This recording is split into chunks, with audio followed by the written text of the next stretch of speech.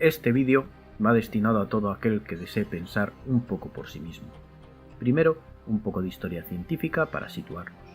En los años 20 se desarrollaron una serie de teorías científicas que desembocaron en la actual física cuántica. Todo empezó básicamente con Max Planck. Enunció una teoría en la que la energía se transmite en forma de pequeños paquetes de energía, a los que denominó cuantos. La energía contenida en un sistema viene calculada en función de la longitud de onda y una constante a la que puso su nombre, la constante de Planck. Así, por tanto, energía es igual a la constante de Planck multiplicado por la frecuencia de la onda de la radiación. Esta afirmación perturbaba la mente de los científicos. Estaba claro que la luz era una onda, así quedó demostrado en anteriores experimentos, como el experimento de la doble rendija. Entonces, ¿qué es la luz? ¿Una partícula? ¿Una onda?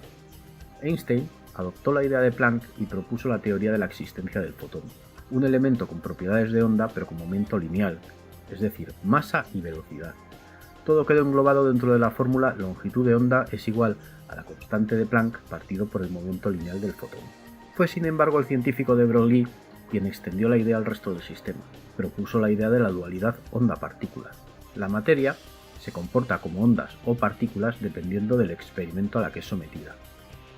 Y hasta aquí fue como comenzó a cocerse el caldo de cultivo de la física cuántica. Fue entonces cuando el físico Heisenberg añadió un nuevo ingrediente al caldo, el principio de indeterminación. No podemos conocer al mismo tiempo la posición y el momento de la partícula. No es necesario el uso de complicadas fórmulas para entender la base de este enunciado. Ateniéndonos a la fórmula anterior, longitud de onda es igual a la constante de Planck partido por el momento de la onda, somos capaces de entender que una función de onda normal no tiene posición, pues su posición está repartida a lo largo de toda la onda. Sin embargo, su momento está claro y detallado, pues tiene una longitud de onda fija, y aplicando la fórmula anterior no hay duda sobre su momento lineal. Por el contrario, existe un formato de onda que tiene la posición bien definida.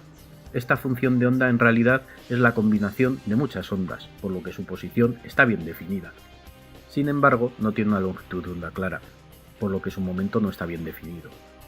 La fórmula de esta onda fue aportada por el físico Schrödinger. Con el firme propósito de hallar la formulación adecuada para encontrar una relación entre momento y posición en la física de partículas, Heisenberg fijó su mirada en la formulación propuesta en la difracción de Fraunhofer, para el caso de una sola rendija. Juntando la anterior formulación que relaciona la longitud de onda y el momento de una partícula con la formulación de la difracción ondulatoria, obtenemos la fórmula del principio de incertidumbre de Heisenberg, seguramente el pilar más controvertido y al mismo tiempo robusto de la física cuántica. Hasta aquí todo plausible, pero hay que definir de qué están hechas las ondas que tantos quebraderos de cabeza dan a nuestros científicos. La respuesta actualmente correcta es que son ondas de densidad de probabilidad. Un electrón como partícula puede estar localizado en cualquier parte de la onda y en todas sus localizaciones al mismo tiempo, siempre dentro de un rango de probabilidades que la propia onda indica. La respuesta que Einstein dedicó a semejante mensaje fue su famosa frase «Dios no juega los dados».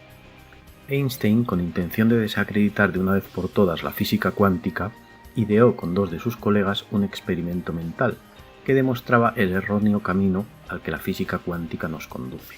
Estamos hablando del experimento EPR, del que pasamos a detallar.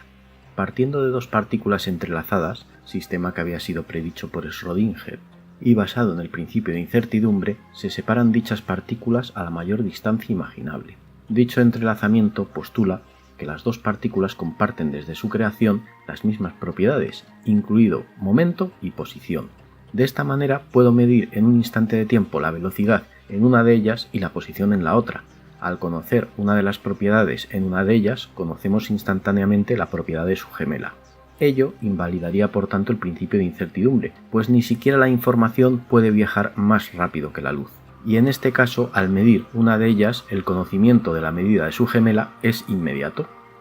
A partir de ese momento la física cuántica prosperó modestamente, sin pena ni gloria, hasta que el físico John Bell planteó una forma de comprobar si el experimento EPR estaba o no en lo cierto. El inesperado resultado fue una clara demostración de que Einstein estaba equivocado en su planteamiento. A pesar de la distancia entre partículas, la información parecía viajar instantáneamente entre ellas. Este resultado catapultó a la física cuántica a lo más alto. Hoy en día se hace patente el imparable éxito que desde entonces sigue cosechando la física cuántica. Sin embargo, Nuestros científicos no olvidaron que la ciencia no termina en ese punto. Aún había mucho que aclarar. Tenían que relacionar las 4 fuerzas fundamentales con la física cuántica. Para ello, necesitamos remontarnos un poco en el pasado. Fue en la segunda mitad del siglo XIX cuando Maxwell postuló la teoría de propagación del electromagnetismo. Estudió la electricidad y el magnetismo desde el punto de vista de campos matemáticos, un área tremendamente útil matemáticamente hablando. En lugar de usar las formulaciones senoidales típicas, esta idea separa el espacio en pequeños puntos y cada uno de ellos se convierte en un oscilador armónico.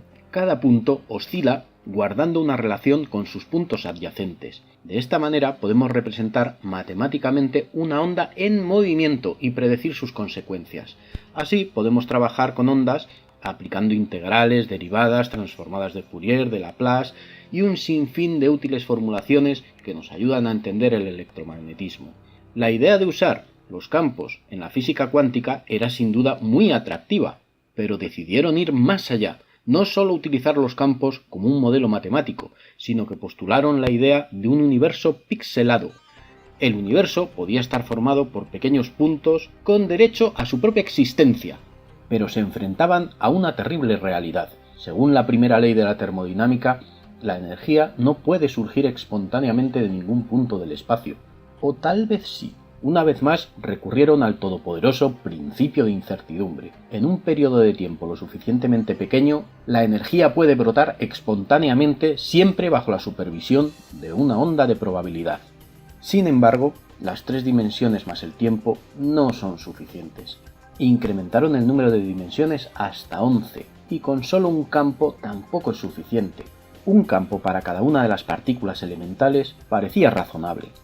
Hay que pensar también en las 4 fuerzas fundamentales y en sus respectivos bosones, sumando ya 16. No olvidemos el bosón de Higgs, con este ya son 17 capas. A pesar de todo, seguía sin explicarse qué es una partícula elemental. Es evidente que tienen que tener propiedades ondulatorias. Qué mejor idea que pensar en cuerdas vibrando como en un violín. Llegados a este punto, pongamos la baraja sobre la mesa y pensemos un poco. El principio de incertidumbre, que más que un principio científico parece una varita mágica. 17 campos cuánticos, 11 dimensiones, cuerdas, bosones, quarks, leptones, bariones, hadrones, bosón de Higgs, cromodinámica cuántica, superposiciones cuánticas, colapso de la función de onda y un sinfín de piezas que conforman el complejo mecanismo de nuestro universo. Tan retorcido me resulta el esquema que me entran serias dudas sobre si la ciencia camina por el camino correcto. Desde mi modesto punto de vista, el azar no me parece la opción más acertada para albergar el movimiento ondulatorio que conforman las leyes del universo. En el presente documento intentaremos buscar una solución menos imaginativa pero considerablemente más lógica. Para ello no vamos a inventar nada nuevo, ni vamos a establecer conjeturas. Vamos a partir de un solo argumento ya comprobado. El tiempo no es un valor absoluto. El tiempo corre a distintas velocidades en distintos puntos del universo. Así queda establecido según la teoría de la relatividad. El resto de conjeturas que aportaremos por medio de esta teoría serán consecuencia directa de la diversidad matemática generada a partir del uso de la variable tiempo. Einstein dejó claro que el tiempo no es un componente absoluto. Por ejemplo, supongamos que una nave acelera hasta una velocidad cercana a la velocidad de la luz. Según la teoría de la relatividad, el tiempo para esa nave transcurre de manera más lenta que cuando partió. Supongamos entonces que comienza una desaceleración, luego acelera y vuelve a desacelerar, y así varias veces. Como resultado, hemos creado una onda de tiempo, y tal vez dichas alteraciones de tiempo se den en el universo más a menudo de lo que pensamos. Lo curioso de estas ondas es que pueden ser alteradas por interferometría. Sin duda, la mejor baza de la ciencia para dar una explicación al complicado comportamiento del universo es la interferometría. Esta ciencia es básicamente el resultado de la suma de varias ondas. La física cuántica usa la interferometría como plato principal, sumando ondas de probabilidad. De la misma manera, varias ondas de tiempo también pueden formar otras ondas por interferometría. No hay duda de que las ondas de probabilidad dotan al universo de un cierto toque poético, pero siendo realistas, las ondas de tiempo son más plausibles. Hay sin embargo otros problemas que usando tan solo la interferometría no se pueden resolver, como la superposición de partículas. La física cuántica resuelve el problema de nuevo aplicando el azar y la probabilidad, solución más cercana a la magia que a la ciencia. Desde mi punto de vista, la verdadera solución pasa por replantear el sistema de dimensiones, y no me refiero a un aumento o disminución del número de dimensiones como plantean otras teorías. Me refiero a un cambio un poco más profundo. En realidad, las dimensiones no son otra cosa que el resultado geométrico de eventos de tiempo interaccionando entre sí. Hasta ahora, todas las teorías propuestas dan por hecho que las dimensiones existen de antemano, y la materia es capaz de dar forma a ese espacio. En este sistema, las dimensiones no son más que un resultado geométrico. Las únicas variables a tener en cuenta por el universo son las distancias, y fijamos los ejes de coordenadas en función de los focos que tengamos a nuestro alrededor. Intentaremos explicarlo de la manera más sencilla posible. Lo primero a tener en cuenta es observar qué aportan las dimensiones al entorno inmediato. La respuesta es distancias y direcciones relativas. Comencemos con entender las distancias. Supongamos que los sujetos A y B tienen un cronómetro cada uno. Ambos cronómetros avanzan al unísono. A partir de cierto momento, el cronómetro del sujeto A reduce su velocidad de avance a la mitad. Pasados 10 segundos para el sujeto A, para el sujeto B habrán pasado 20 segundos. Podemos afirmar que los sujetos A y B están separados 10 segundos en el tiempo. Este intervalo puede ser considerado como una distancia. En cuanto a las direcciones relativas, vamos a recurrir a un ejemplo para explicar cómo es posible interpretar un ángulo partiendo tan solo de eventos de tiempo. La idea es entender el funcionamiento de un radiotelescopio. El funcionamiento de este dispositivo se basa en las diferencias de tiempo observadas entre la llegada de una onda de radio al punto A y el tiempo de llegada de la misma onda al punto B. La onda de radio partió del mismo punto y si conocemos la distancia entre el punto A y el punto B, podemos conocer la dirección o el ángulo de incidencia de la onda, o lo que es lo mismo, la dirección en la que se encuentra la estrella. Si analizamos el dispositivo en su conjunto, podemos observar que solo entran en juego las distancias entre los elementos implicados y una variable, el tiempo. De la misma manera, podemos obtener los ángulos de incidencia del conjunto de varios eventos de tiempo, de manera que podemos fijar la posición de un evento de tiempo en el espacio sin necesidad de unas dimensiones previamente establecidas. Si juntamos todos los conceptos aquí descritos, podemos llegar a la conclusión de que las dimensiones pueden no existir tal y como las conocemos. Las dimensiones en realidad son el resultado geométrico obtenido de eventos de tiempo interaccionando entre sí. Imaginemos, por ejemplo, un cuadrado con sus 4 vértices. Su representación es en 2 dimensiones. Si intentamos acercar el vértice A y el vértice D sin modificar el resto de las aristas, la única representación posible es en 3 dimensiones o más.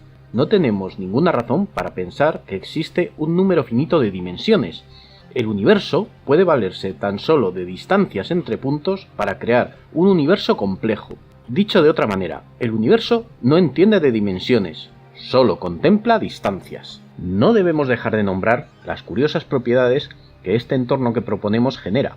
Para empezar, explicaría la dualidad onda-partícula, pues no hay duda de que el tiempo puede comportarse como una onda, acelerando y frenando el pasar del tiempo, o como corpúsculo, advirtiendo la llegada puntual de un evento de tiempo a un determinado foco energético. Por otro lado, podemos advertir la curiosa situación en la que, desde el punto de vista de un observador, un objeto se encuentra en una posición concreta y para otro en una posición distinta, pues este sistema de dimensiones posee dicha propiedad. Con esto se explicaría la superposición cuántica, sin hacer uso del escabroso principio de incertidumbre. A pequeña escala, el número de focos implicados en la observación disminuye y puede darse el caso de un número de dimensiones inferior al que estamos acostumbrados. A gran escala también puede arrojar ciertas curiosidades, como por ejemplo, supongamos 3 grupos de focos. El primero es desde donde tomamos referencia, es decir, el observador. El segundo es el grupo más masivo y el tercero es un único foco situado a cierta distancia del segundo foco. Una arquitectura geométrica como la propuesta situaría al segundo grupo rodeando al primero y el foco del tercer grupo rodearía al primero y al segundo grupo. Imaginemos que el segundo grupo es atraído por el foco del tercer grupo con una aceleración constante. Desde el primer grupo, se observaría cómo el segundo grupo se aleja con una aceleración constante. ¿Le suena de algo esta afirmación? Tal vez después de todo sí estemos cayendo hacia el Big Bang. Pero, volviendo de nuevo a mencionar la física cuántica, hay que recordar que tal teoría no podía ser completa sin dar una explicación al funcionamiento interno de las fuerzas fundamentales de la naturaleza. ¿Cómo podía una partícula elemental influir en la trayectoria de otra partícula situada a cierta distancia? La solución aportada por nuestros físicos fue inventar un nuevo tipo de partícula portadora de fuerza. Fue el físico Paul Dirac quien se encargó de dar nombre a ese nuevo tipo de partículas, las denominó bosones. Así, por tanto, cuando una partícula, por alguna razón que no viene al caso, modifica su trayectoria, emite un bosón, informando a otras partículas de dicho cambio y obligando a la partícula receptora a modificar su propia trayectoria en función de la información recibida. La trayectoria que sigue dicho bosón se basa de nuevo en la ya mencionada interferometría, pues los bosones contienen las mismas propiedades que el resto de partículas, es decir, dualidad onda-partícula. El bosón más conocido es el fotón, encargado de transmitir el electromagnetismo. No hay duda de la versatilidad que ofrecen los bosones a la física cuántica, pero una vez más me inclino por buscar una solución más profunda. Recuperemos la idea de un universo formado a partir de únicamente eventos de tiempo. Parece evidente que podemos asociar una modificación de un periodo temporal con una aceleración y por tanto observar una fuerza. Pero, ¿cómo transmite un foco de tiempo la modificación de su periodo temporal a otro foco o hilo de tiempo sin usar bosones? Solamente hay una forma de transmitir una aceleración sin recurrir a un portador de fuerzas. La idea es que dicha información alcance todos los rincones del universo. Puede parecer una idea excesivamente transgresora, pues parece evidente que las fuerzas fundamentales afectan únicamente a cortas distancias. Sin embargo, puede ser que en ocasiones la realidad no se nos muestra tan evidente como pensamos. Quizás con un ejemplo lo entendamos mejor. Imaginemos una habitación en la que todo aumenta de tamaño, a excepción de dos pequeñas mesitas. Desde nuestro punto de vista, serían las mesitas las que disminuirían de tamaño, pues nuestra referencia sería la totalidad de la habitación. Imaginemos ahora que no son mesitas, sino dos puntos individuales, y no es una habitación, sino un universo entero. El aumento o disminución de la escala se interpretaría como un aumento o disminución de la distancia entre los puntos, es decir, una fuerza. Podría parecer excesivamente presuntuoso por mi parte imaginar un universo en el que las escalas se incrementan incesantemente, pero imaginar la situación no hace daño a nadie. Imaginemos, por tanto, dos puntos, focos o partículas que vibran a una frecuencia constante. Imaginemos esas ondas como una especie de energía que permite que aquellos focos, puntos o partículas que reciben su energía se alejen de las partículas que emiten dicha energía.